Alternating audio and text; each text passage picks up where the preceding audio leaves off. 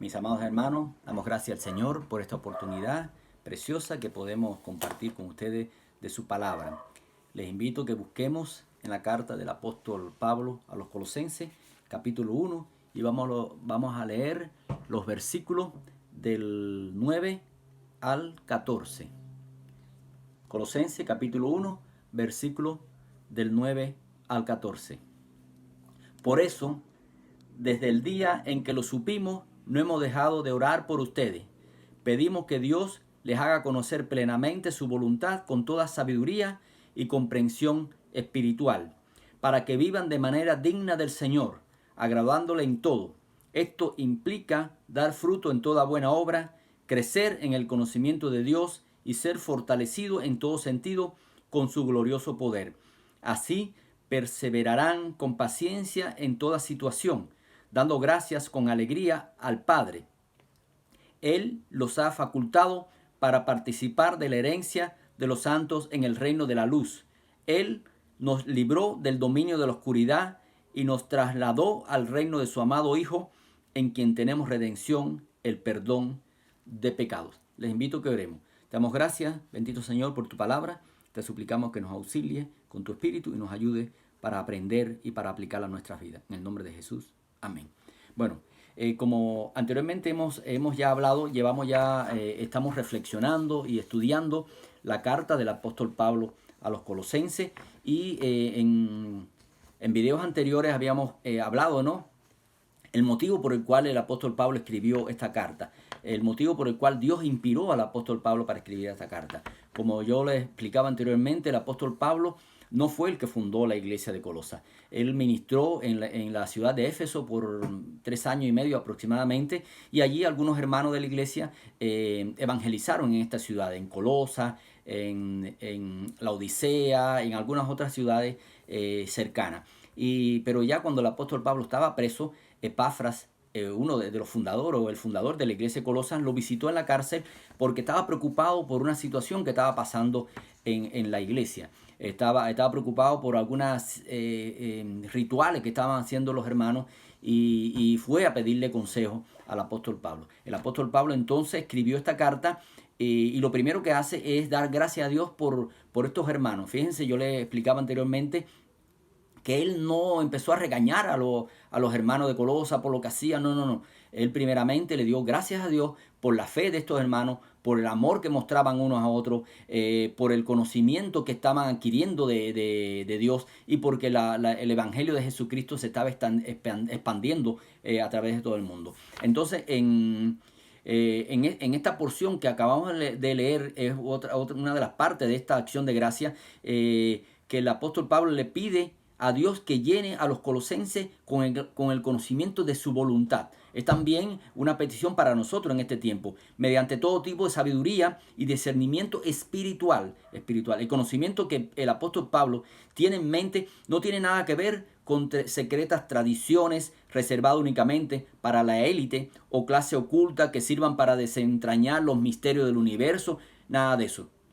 Para el apóstol Pablo, comprender la voluntad de Dios conlleva al reconocimiento de que Cristo es el cumplimiento absoluto de los propósitos redentores de Dios, que la salvación de Dios está abierta a todas las personas y entender cómo quiere Dios que vivan los cristianos en cualquier situación en que nos encontremos.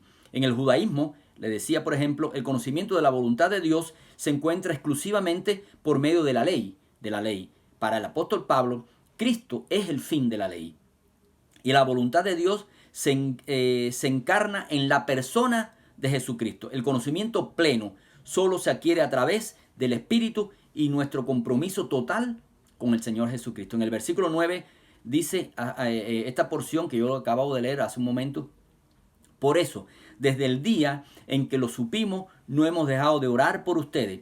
Pedimos que Dios les haga conocer plenamente su voluntad con toda sabiduría y comprensión espiritual. O sea, la sabiduría que el apóstol Pablo está pidiendo es la sabiduría del conocimiento de Dios.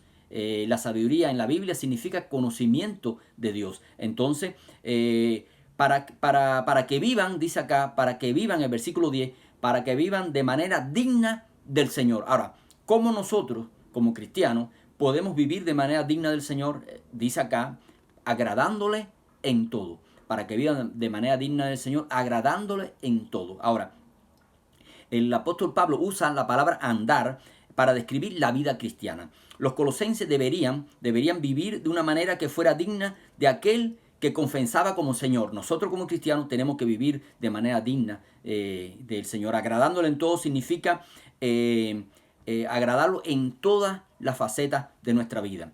Agradarlo en nuestra vida familiar, en nuestra vida laboral, en nuestra vida social, en todos los aspectos de la vida. No es una expresión que describe una actitud de miedo por miedo al castigo de Dios. No. Es una vida de gratitud. Agradarle a Dios en todo porque Él fue el que nos salvó. Agradarle en todo, o sea, en todas las etapas, en todas las áreas de nuestra vida. Pero también dice, agradándole todo y llevando fruto en toda buena obra. Esta expresión, dando fruto en toda buena obra, nos permite recordar a los cristianos que como tales nosotros debemos desarrollar nuestra fe mediante la manera de vivir. Nosotros mostramos que somos cristianos de la manera en la cual vivimos. Cierto es que algunos asumen erróneamente que han de hacer cosas para ganarse la salvación, y no es así. La salvación es gratuita a través de la sangre de Cristo. Muchas personas asisten a la iglesia como cultura, hacen ofrendas sacrificiales y tratan de registrar buenas obras para agradar a Dios. Pero cuando dice acá, dando fruto en toda buena obra, es mostrar el amor de Dios, a través de nuestras obras. O sea, como un buen árbol no puede dar malos frutos, porque es su naturaleza dar buenos frutos, así debemos ser nosotros, que por naturaleza, la naturaleza que Cristo nos ha hecho una nueva criatura, debemos dar frutos agradables a Él. Pero también dice, para que sirvan de manera digna del Señor, agradándole en todo, llevando fruto en toda buena obra y creciendo en el conocimiento de Dios.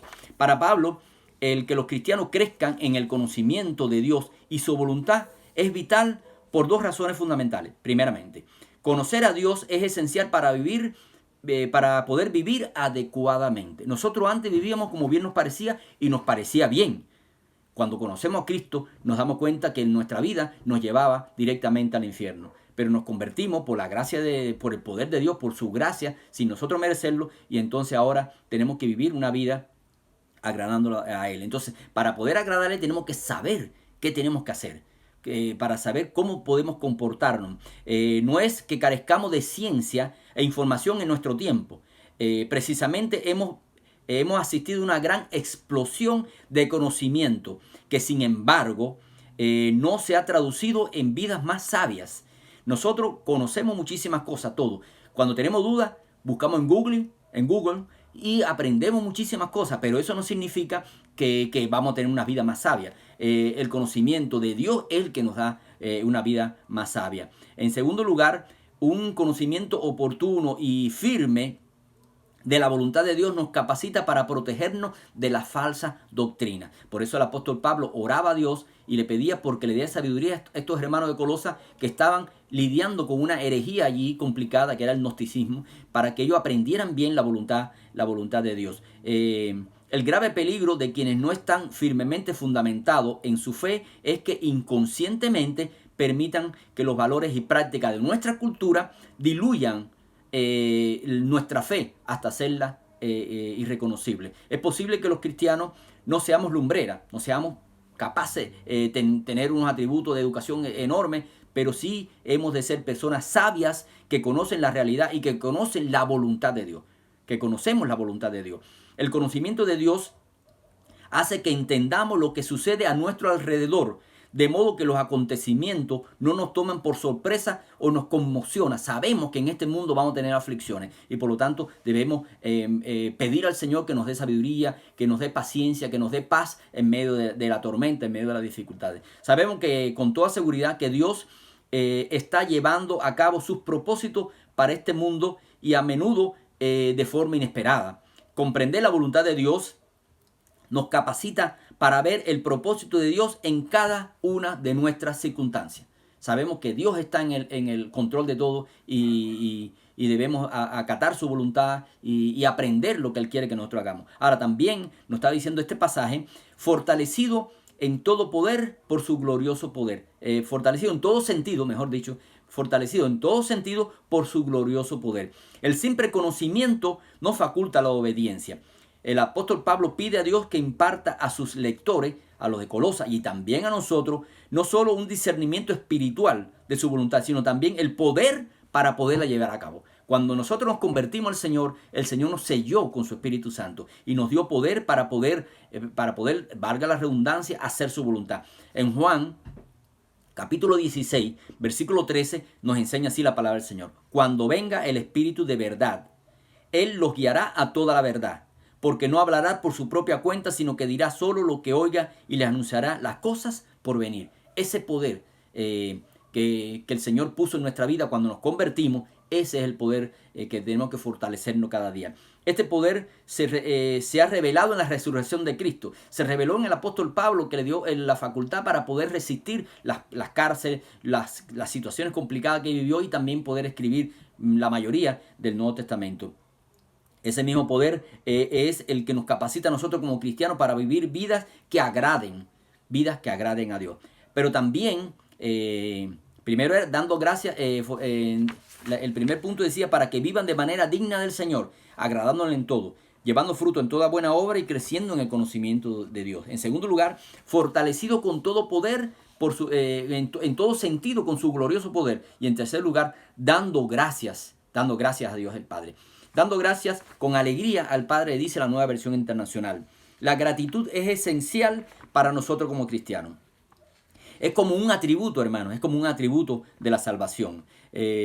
Tomamos las cosas con alegría y gratitud a Dios. Él nos salvó sin nosotros merecerlo. Los verdaderos cristianos experimentan intensamente la gracia de Dios y permiten que su gratitud inunde nuestras vidas.